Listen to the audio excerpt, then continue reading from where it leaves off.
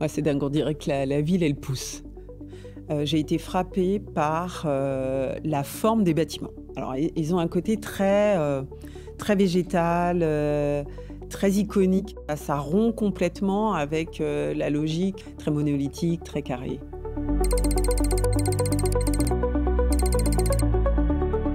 Pour moi, le biomimétisme, c'est vraiment, d'aller, piocher, dans la science du vivant, dans la biologie, pour comprendre et voir qu'est-ce que nous, dans nos constructions humaines, on peut, transférer.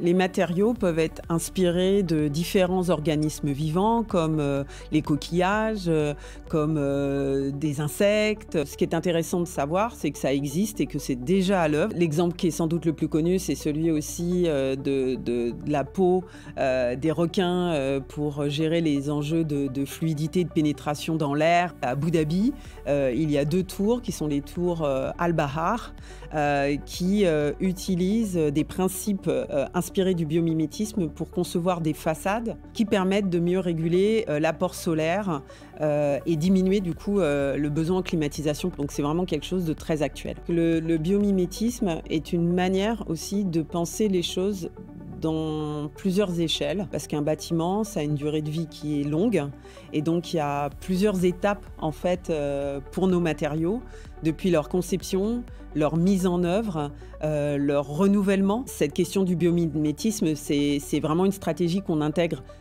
très en amont, donc qui va impacter et qui va orienter notre manière de mener les projets de recherche.